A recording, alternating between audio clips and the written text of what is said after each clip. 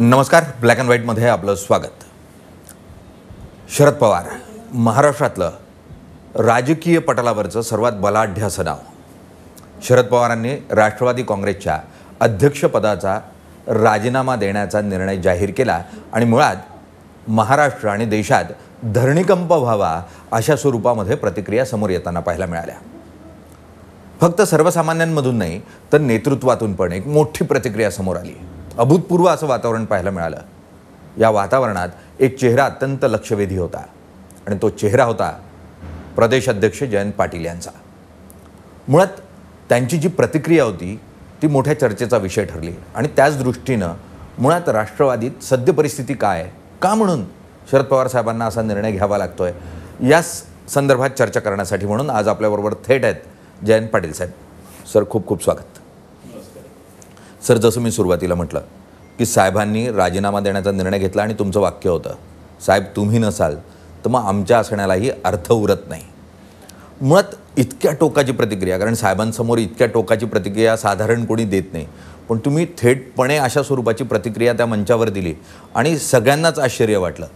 तर मुळात तुम्हाला असं का वाटतं की साहेब नाही तर मग आपल्या असण्याला अर्थ नाही? एक म्हणजे राष्ट्रवादी काँग्रेस पक्ष म्हणजे शरद पवारांनी पवारसाहेबांनी तयार केलेला हा पक्ष आहे आणि ते नाही आहेत त्या ठिकाणी हे कोणाच्याही कल्पनेत सहन होणारी कल्पना नाही. आणि त्यांनी अचानक असा निर्णय घोषित केल्यानंतर एकदम जो भावनांचा उद्रेक सगळ्यांचा झाला, त्याचा भाव एकच होता की त्याचा अर्थ एक होता की शरद पवार साहेबांच्या शिवाय कुणीही कार्यकर्त्यांना न्याय देणारं नेतृत्व नाही आहे. आणि शरद पवार साहेब देशपातळीवर असोत किंवा राज्य पातळीवर आम्हाला मार्गदर्शन असो, ते सर्व देशातल्या लोकांचं ऐकून घेऊन सगळ्यांचं समाधान करणारी या राष्ट्रवादी काँग्रेसमध्ये एकमेव शक्ती शरद पवार आहेत. आणि मला वाटतं की त्यांच्या स्वभावामुळेच या देशात आज जी काही राष्ट्रवादी आहे ती उभी आहे. महाराष्ट्रात असंख्य कार्यकर्ते त्यांनी जोडलेले आहेत, ते त्यांच्या स्वभावामुळं जोडलेले आहेत. आणि त्यामुळं ते कुठलं पद देत आहेत किंवा त्यांनी कुठलं कोणाला काही दिलेलं आहे याच्यासाठी नाही, तर कार्यकर्त्यांची बूज राखणारा, कार्यकर्त्यांना जाणणारा नेता आणि महाराष्ट्राची आणि आता देशातल्या बऱ्याच भागातली फार मोठी माहिती ठेवणारा नेता म्हणून त्यांच्याविषयी एक आपुलकी, आदराची भावना आहे. अचानक निर्णय जाहीर केल्यावर तो धक्का होता आम्हा सगळ्यांना आणि त्यामुळं आम्ही त्याला सगळ्यांनीच विरोध केला. पवारसाहेब निश्चितच सर्वव्यापी आणि सर्वसमावेशक असं नेतृत्व म्हणून आपण पवारसाहेबांकडे सातत्यानं पाहत आलेलो आहोत. पण इतक्या मोठ्या हयातीत आणि राष्ट्रवादीच्या या 20 वर्षाच्या प्रवासात, 20-25 वर्षाच्या प्रवासामध्ये राष्ट्रवादीत एकही नेतृत्व असं तयार होऊ शकलं नाही जे सर्वव्यापी असावं, सर्वसमावेशक असावं आणि कार्यकर्त्याची बूज राखणारं असं नेतृत्व असावं असं तुम्हाला वाटतं? देशामध्ये पवारसाहेबांच्या सारखं राष्ट्रवादीकडे एवढं मोठं नेतृत्व नाही. महाराष्ट्रात पवारसाहेबांनीच अनेक नेते तयार केलेले आहेत, अनेक नेत्यांना संधी दिलेली आहे. महाराष्ट्रात नेते आहेत आणि ते नेते बरेचसे समवयस्क आहेत, मागच्या पिढीतलेही बरेच नेते आहेत आणि त्यांना पवारसाहेबांनीच तयार केलेलं आहे. त्यामुळे नेते नाही तसं नाही, पण या सगळ्या नेत्यांना आणि महाराष्ट्राला ॲक्सेप्टेबल नेतृत्व पवारसाहेबांचं आहे आणि त्यामुळे सगळ्यात मोस्ट ॲक्सेप्टेड आणि खरं म्हणजे लोक या पक्षात आलेली आहेत ती पवारसाहेबांसाठीच आलेली आहेत. पवारसाहेबांसंदर्भात महाराष्ट्राच्या राजकारणात नेहमी म्हटलं जातं की राष्ट्रवादीच्या नेतृत्वाची मोळी म्हणजे सरदारांचा एक पूर्ण अशी संघटना, एक पक्ष जो पवारसाहेबांनी बांधून ठेवलेला आहे. तुम्हाला असं वाटतं की जर पवारसाहेब नसतील तर ही मोळी जी आहे ती विखुरली जाईल, हे सरदार विखुरले जातील? म्हणजे सरदारांचा पक्ष म्हणण्याची आवश्यकता या पक्षाला नाही आहे. कारण एक काळ असा होता 99 साली ज्यावेळी पक्ष स्थापन केले त्यावेळी तेव्हा एस्टॅब्लिश्ड असणारे बरेच सगळे स्वर्गीय वसंतदादांच्याबरोबर काम करणारे, पवारसाहेबांच्याबरोबर काम करणारे काँग्रेसमधले अनेक स्टॉलवर्ड्स हे पवारसाहेबांच्यावर आले आणि त्यामुळे सगळ्यांना असं वाटतं की हा सरदारांचा पक्ष आहे. पण याच पक्षात सगळ्यात मोठा मान कुणाला मिळाला? छगन भुजबळ साहेबांना मिळाला. ते आमच्या पक्षाचे अध्यक्ष झाले, ते उपमुख्यमंत्री झाले. दुसरा महत्त्वाचा मान मिळाला तो आर. आर. पाटलांना मिळाला. त्यामुळं सरदारांना बरोबर घेतलं तरी सरदारांना सगळ्या पदावर ठेवलं नाही, तर सामान्य माणसांना, सामान्य घरातल्या व्यक्तींना मोठं करण्याचं काम या पक्षाने केलं आहे. आणि म्हणून आज आपण आमच्या पक्षावर नजर टाकली तर हजारो युवकांची अतिशय उत्तम फळी आमच्या पक्षात आहे. आणि काही लोक एस्टॅब्लिश्ड त्या भागात आहेत, त्या भागातल्या त्यांच्यानंतर देखील त्या जिल्ह्यात, त्या भागात नव्या पिढीची कार्यकर्ते असंख्य आहेत की ज्यांना आम्हाला संधी आता भविष्य काळात द्यायची आहे आम्हाला. नाही, पण तुम्हाला कार्यकर्त्यांना संधी देण्याची इच्छा आहे, तुम्ही प्रदेशाध्यक्ष आहात निश्चितच, पण पक्षातला एक वर्ग असा आहे का की जो निर्णय क्षमता स्वतःजवळ बाळगून आहे, की जो डिसेंट्रलायझेशन ऑफ पॉवर होऊ देत नाही असं तुम्हाला वाटतं, त्यामुळे ही परिस्थिती तयार झाली? नाही, डिसेंट्रलायझेशन ऑफ पॉवर ऑलरेडी आहे. पक्षाने घेतलेला निर्णय हा अगदी पवारसाहेबांनी नेहमीच मानलेला आहे. आणि पक्षाने एखादा प्रस्ताव केला तर पवारसाहेबांनी बहुमताने मान्य केलेला प्रस्ताव त्यांच्यासमोर आल्यावर कार्यकर्त्यांचं मत काय आहे याचा नेहमीच आदर राखलेला आहे. आजही आम्ही त्यांना राजीनामा मागे घ्या म्हणून सांगायला गेलो त्यावेळी 23 जणांची जी समिती राष्ट्रीय स्तरावरचे काही होते, काही स्थानिक स्तरावरचे आम्ही होतो, त्या सगळ्यांनी सांगितलं की नाही, तुम्हाला मागेच घ्यावं लागेल. त्यावेळी त्यांनी आम्हाला एवढंच सांगितलं की याच्यावर मी विचार करतो, मला काही वेळ लागेल. आणि आम्ही त्यांना सांगितलं की काय असेल तो लगेच निर्णय घेतला पाहिजे आणि तो होकार अर्थीच असला पाहिजे, हा आग्रही आम्ही त्यांना केला. आणि त्यामध्ये मला असं वाटतं की हीच भावना होती की सर्व स्तरावरच्या लोकांनी आता तुम्हाला विनंती केलेली आहे. आणि म्हणून मला असं वाटतं की पवारसाहेब महाराष्ट्रातल्या आणि देशातल्या कार्यकर्त्यांनी जे त्यांना साकडं घातलं आहे, आग्रह केला आहे, त्याच्या बाहेर जातील असं वाटत नाही. आम्ही तसा तो आग्रह केलेला आहे, पण त्यांनी आम्हाला लगेच आज दाद दिली नाही. ते म्हटले की मला थोडा वेळ लागेल. आम्ही विचारलं थोडा वेळ म्हणजे किती वेळ? नाही, मला काहीतरी वेळ द्याल की नाही विचार करायला, असं सांगून त्यांनी आम्हाला घालवलं. कदाचित आज किंवा उद्या त्याच्यावर त्यांनी निर्णय करणं अपेक्षित आहे. सर, अशी चर्चा आहे की मुळात एक म्हणजे मराठीतली म्हण आहे, खुंटी हलवून बळकट करणं. तर पक्षामध्ये सातत्यानं असं होत आहे का की नेतृत्वातले वेगवेगळे जे पैलू आहेत किंवा वेगवेगळे जे नेते आहेत ते स्वतःला बळकटी आणण्यासाठी अशा स्वरूपात खुंटी हलवून स्वतःचं नेतृत्व कसं मजबूत आहे हे दाखवण्याचा प्रयत्न करताय? मी कशा प्रकारे म्हणजे वेगवेगळ्या, म्हणजे जर मी पक्षात नसलो तर पक्ष विभागला जाईल अशा स्वरूपाचं काही जण चित्र तयार करतायत. काही जण म्हणजे अगदी साहेबांबाबतीत पण म्हटलं जातं की साहेबांनी दिलेला राजीनामा यातून साहेबांचंच कसं वर्चस्व पक्षावर आहे, हा संदेश देणं आहे. तर कसं बघता तुम्ही? कसं आहे, प्रत्येक गोष्टीला राजकारण आहे म्हटल्यावर असा राजकीय अर्थ लोक काढतात. पण मला असं वाटतं की पवारसाहेबांची ही भूमिका होती की नव्या लोकांना पुढं आणण्याचा प्रयत्न करूया.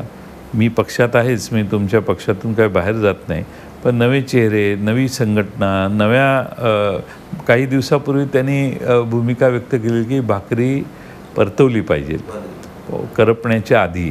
आणि असं आम्हाला कधीच एक्सपेक्टेड नव्हतं की तेच करतील, म्हणजे तो तवा परतवल्यासारखाच झाला. त्यामुळे त्यांनी ही करावं ही अपेक्षा नाही आहे. आम्ही त्यावेळी त्या दिवशी मी त्यांना सांगितलं की तुम्हाला पाहिजे असेल तर तुम्ही तुमच्या मनासारखे बदल महाराष्ट्रात करा, कारण महाराष्ट्रातली जनता, कार्यकर्ते हे या पक्षात शरद पवार साहेबांच्यासाठी आहेत. त्यामुळं हा भावार्थ होता. आजही आम्ही जाऊन त्यांना सांगितलं, त्यावेळी ते लगेच हो म्हटले नाहीत. काल मी 2.5 तास घालवले आणि त्यांना हेच सांगत होतो की तुम्हाला हा निर्णय करावा लागेल, बदलावा लागेल. त्यावेळी मला त्यांनी काल फारशी दाद दिली नाही. अपेक्षा आहे आणि मी त्यांना आज सांगितले आग्रहाने की तुम्हाला लवकर निर्णय घ्यावा लागेल. मुळात जयंत पाटील साहेब, तुमच्याबद्दलच्या शंका अगदी 2019मध्ये, कारण तुम्ही शीर्ष नेतृत्व आहात सध्या महाराष्ट्रातलं राष्ट्रवादी काँग्रेसचं, आणि तुमच्याकडे एक जेंटलमॅन पॉलिटिशियन अशा स्वरूपामध्ये तुमच्याकडे बघितलं जातं. त्यामुळे मधल्या काळामध्ये सातत्यानं चर्चा होती की जयंत पाटील कुठे, तर मग ते भाजपमध्ये चालले आहेत. आत्ता मधल्या काळात काय, तर ते काँग्रेसमध्ये चालले आहेत. तर तुमच्याबद्दल अशी शंका निर्माण होण्याचं काय कारण आहे? सातत्यानं तुम्ही कधी भाजपमध्ये जाताय, कधी काँग्रेसमध्ये जाताय, अशी चर्चा का होते? अशी एक पद्धत आहे की समजा मी तुमच्याबरोबर चांगले 4 शब्द बोललो आणि इथनं या दालनातनं गेलो की बहुतेक हे इकडं, अशी पद्धतच आहे. आता सध्या शंका निर्माण करणं हा काहींचा व्यवसाय झालेला आहे आणि त्यामुळं हा इकडं गेला म्हणजे हा इकडं गेला, माझे सर्व पक्षात चांगले मित्र आहेत, सर्वांची फार चांगली मैत्री आहे, पण माझ्या निष्ठा शरद पवारांची आहेत, हे मी अनेक वेळा सांगितलेलं आहे. त्यामुळं माझ्याविषयी शंका सभागृहाच्या on the floor of the house, विधानसभेत सभागृह चालू असताना समोरच्या बाजूने जाहीरपणाने निमंत्रणंही आलेली आहेत की तुम्ही आमच्या पक्षात आलं पाहिजे म्हणून. करतात ते इन गुड फेथ, शेवटी सगळं शब्दशः घ्यायचं असतं असं नाही. त्यामुळे त्यांनी केलेलं आहे. फार चांगले संबंध माझे अक्रॉस द पार्टी आहेत, पण त्याचा अर्थ आम्ही त्या पक्षात कुठं जाण्याचा प्रश्न उद्भवत नाही. आता काँग्रेसमधूनच आम्ही या पक्षात आलो. काँग्रेसच्या विचारसरणीचा आणि आमचा कधीही मतभेद नाही आहे. ती मुद्दे, ते तत्त्व, ती सूत्र, ते धोरण, याला आमचा कधी विरोध नाही आहे. पक्ष चालवण्याच्या पद्धतीत तेव्हा गैरसमज झाले, वेगळा पक्ष निघाला, आम्ही या पक्षात आलो. पण त्या पक्षात किंवा भारतीय जनता पक्षात जाणं हे हाचा विषय होऊ शकत नाही. आम्ही राष्ट्रवादी काँग्रेस वाढवण्याचा महाराष्ट्रात प्रयत्न करतो. मग राष्ट्रवादी काँग्रेस तुम्ही सातत्यानं वाढवण्याचा प्रयत्न करताय. मध्ये सोनिया गांधींची भेट झाली होती तुमची काही? नाही, अलीकडं नाही. मधल्या काळामध्ये सोनिया गांधी आणि आपली भेट झाली आणि आपण अशा स्वरूपाच्या ज्या चर्चा पक्षात आणि पक्षाच्या बाहेर, म्हणजे काँग्रेसमध्येही चर्चा आहेत की जयंत पाटील सोनिया गांधींना भेटले म्हणून. नाही, मी त्यांना अनेक वर्ष भेटलेलो नाही. एकदा आमच्या भागात कृष्णेला पूर आलेला, त्यावेळी सोनिया गांधी मॅडम आल्या होत्या. त्यावेळी मी त्यांच्याबरोबर पतंगराव कदम साहेबांच्या मतदारसंघात गेलेलो. त्या पुढच्या गाडीत होत्या, विलासराव देशमुख आणि मी आमच्या गाडीत होतो. तेवढेच जे काय 2-3 सेकंद, त्याच्यापेक्षा माझी कधी भेट झालेली नाही. पण फार वर्षापूर्वी, खूप वर्षापूर्वी 1992 साली म्हणजे राजूजींच्या मृत्यूच्या नंतर माझ्याकडे एक अतिशय सुंदर आर्टिस्ट आहे, त्यांनी राजीव गांधींचं चित्र पेंट केलेलं होतं. तर ते चित्र पेंट केलेलं जे होतं ते घेऊन मी आणि माझी पत्नी आम्ही दोघं जाऊन सोनिया गांधींना दिलेलं. पण वर्ष 1992, त्यावेळी आम्ही सगळेच काँग्रेसमध्ये होतो. त्यावेळी त्यानंतर माझी परत कधी भेट झालेली नाही.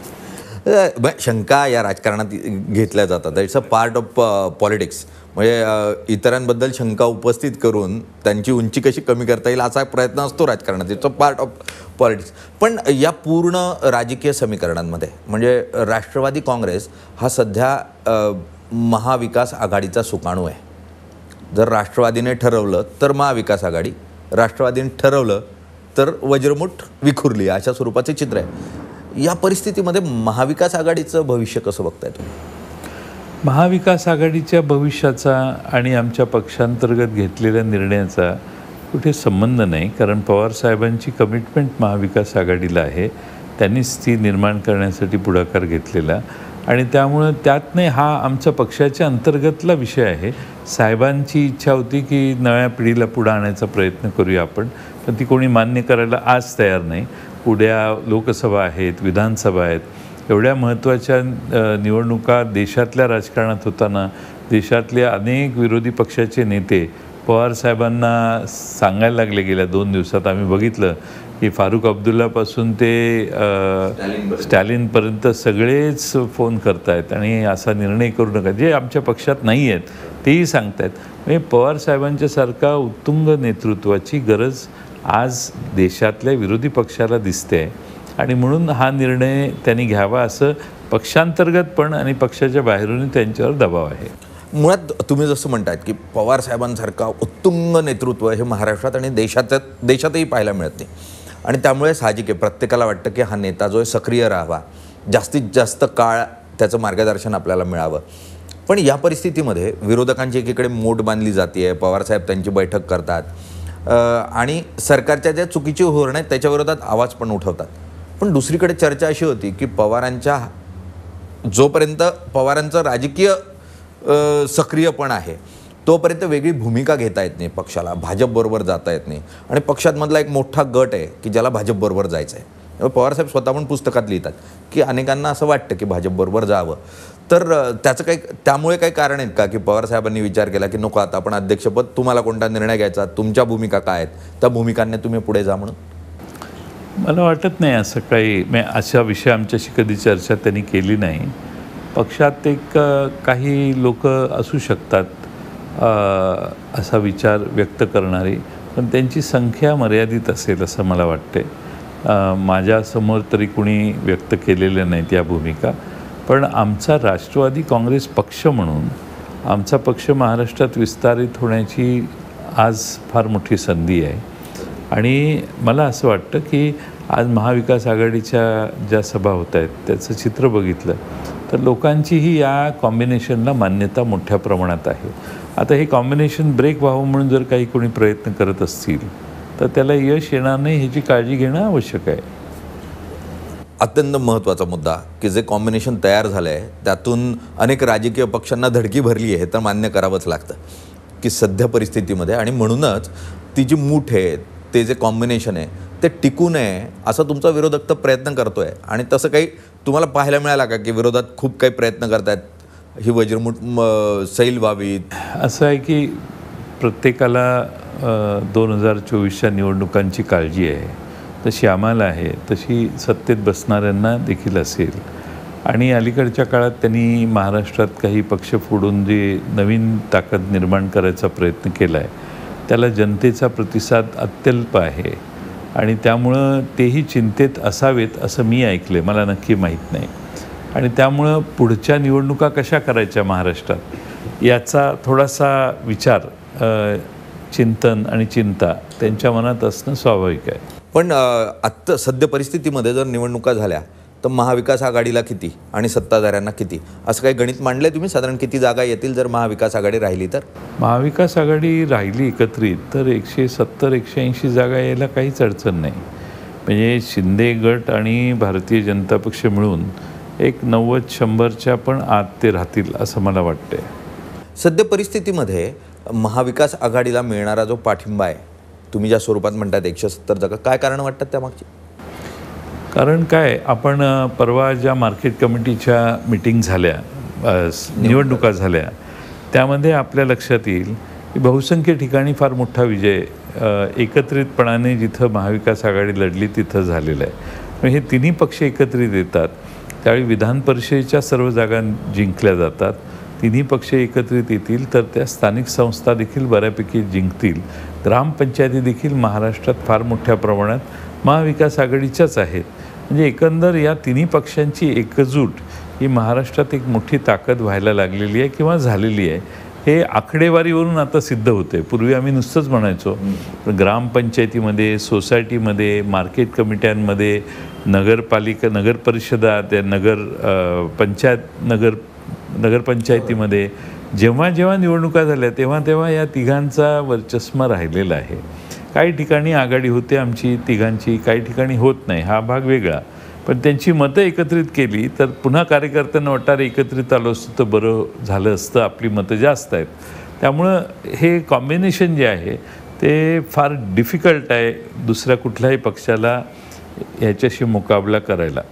अगदी जर मुकाबला करणं, वज्रमुठीशी मुकाबला करणं तसं कठीण आहे. पण पक्ष अंतर्गत ज्या स्वरूपाचे गटतट झाले, जी एक वज्रमुठ तयार होऊ पाहती आहे, त्या मुठीला जर साहेबांना असं वाटत असेल की नव्या पिढीने नेतृत्व हाती घ्यावं आणि त्यासाठी आपण आता वयाच्या 83व्या वर्षी थोडं दूर व्हावं नेतृत्वापासून, तर काय चुकीचं आहे असं वाटतं तुम्हाला? कारण तुमच्यासारखा नेताही साहेबांनीच घडवला आहे. अगदी नाही, आम्हाला त्यांची जी दृष्टी आहे ती कोणता एक विचार करूनच निर्णय घेतात. त्यांनी बराच विचार केला असेल असं आम्ही समजतो, पण लोकांना ते मान्य नाही. त्यांची भूमिका बरोबरच आहे, मी त्याला कधीच दोष देणार नाही.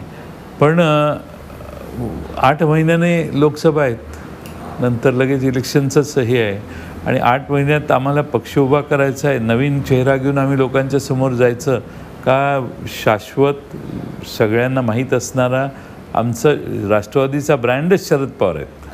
त्यामुळं त्यांचं आज एवढ्या, मग आम्हाला करायचंच असेल तर एक 4 वर्ष आधी आहे निवडणुकीच्या, तर कदाचित असे निर्णय करणं ठीक आहे.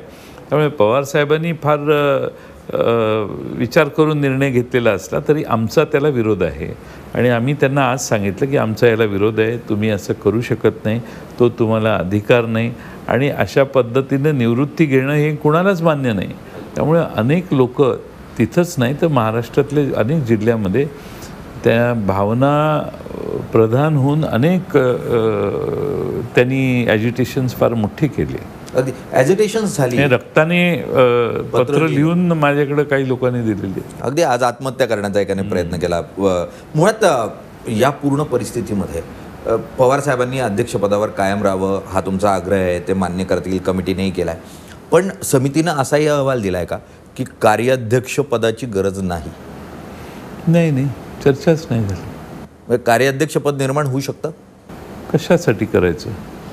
ते सक्षम आहेत काम करायला, ते काम करायला सक्षम आहेत. कार्याध्यक्षाची गरज नाही, तेच देशभर फिरू शकतात. आणि कार्याध्यक्षपदाच्यासाठी अशी चर्चा आमच्यासमोर तर आजच्या मीटिंगमध्येही नाही झाली. कार्याध्यक्षपदाची काही आवश्यकता तुम्हाला वाटत नाही पक्षामध्ये? मुळात येत्या काळामध्ये नेतृत्व जर विकसित करायचं असेल पक्षातलं दुसऱ्या फळीतलं, कारण सर्वात जास्त नेतृत्व जर दुसऱ्या फळीतलं कोणत्या पक्षाजवळ आहे तर ते फक्त आणि फक्त राष्ट्रवादी काँग्रेसजवळ आहे महाराष्ट्रामध्ये. आणि अशा परिस्थितीमध्ये कोणाच्या हाती तरी झेंडा द्यावा लागेल येत्या काळामध्ये.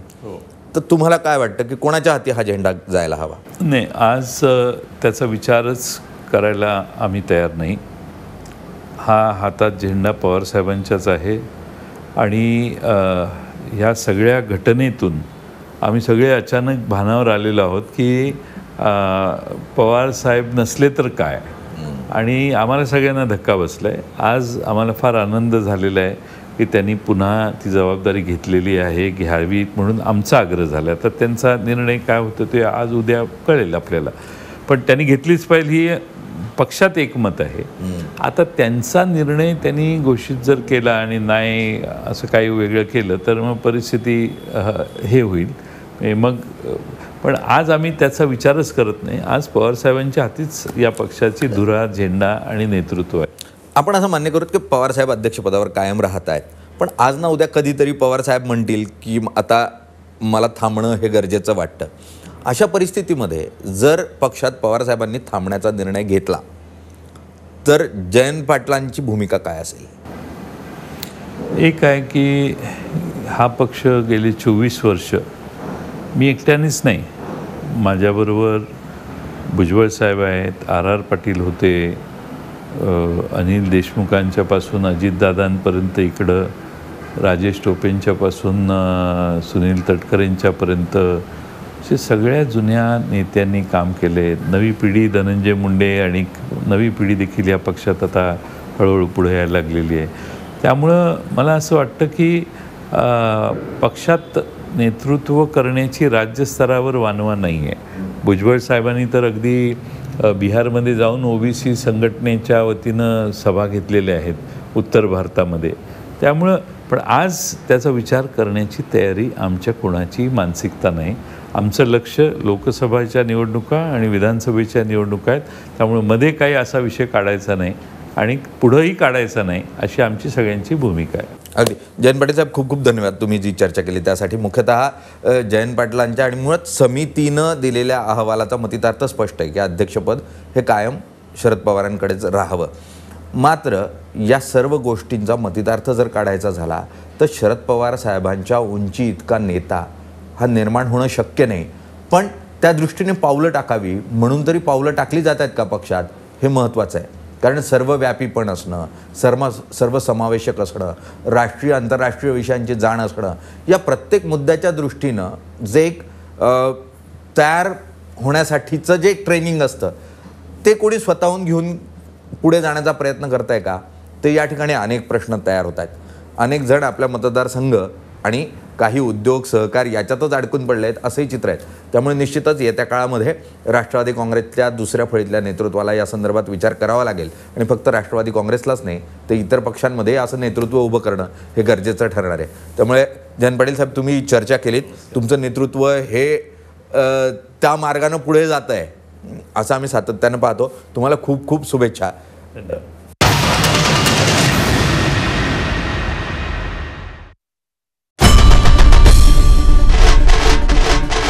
आई भवानीचा गजर म्हणजे झी 24 तास.